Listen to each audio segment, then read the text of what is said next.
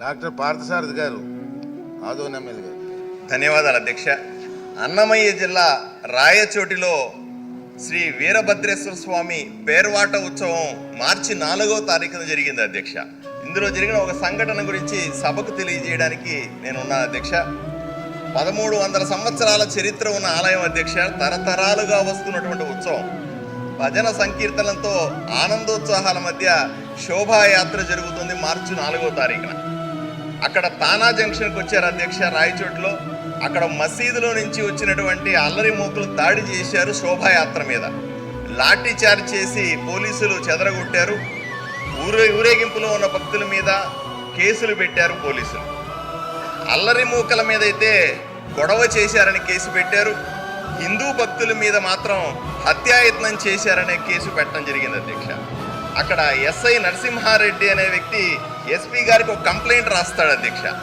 ఆ కంప్లైంట్లో ఆయన చెప్పేది ఏంటంటే, ఊరేగింపులో ఉన్నటువంటి హిందూ భక్తులు జై శ్రీరామ్ అనే నినాదాలు చేశారు అని చెప్తాడు. అయ్యా, రాష్ట్రంలో జై శ్రీరామ్ అనే నినాదం చేయడానికి పోలీస్ అనుమతి కావాలా అని నేను హోంమంత్రిని సూటిగా ప్రశ్నిస్తా ఉన్నా.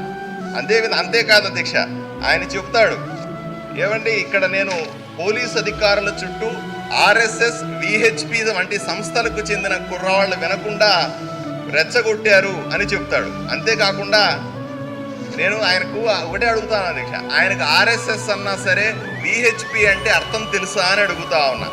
ఆర్ఎస్ఎస్ అంటే దేశం పట్ల కానీ, జాతి పట్ల కానీ, ధర్మం పట్ల కానీ, ప్రజల పట్ల కానీ నిరంతరం పనిచేసే దేశభక్త జాతీయవాద సంస్థల అధ్యక్ష.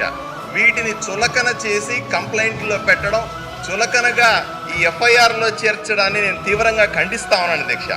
దేశ సరిహద్దుల్లో సైనికుడు ఎలాగ ఉంటాడో దేశంలో ప్రతి గ్రామంలో ప్రతి మండలంలో ఆర్ఎస్ఎస్ అనుబంధ సంస్థల కార్యకర్తలు అలా ఉంటారని గర్వంగా భావించే కార్యకర్తల అధ్యక్ష మేమంతా.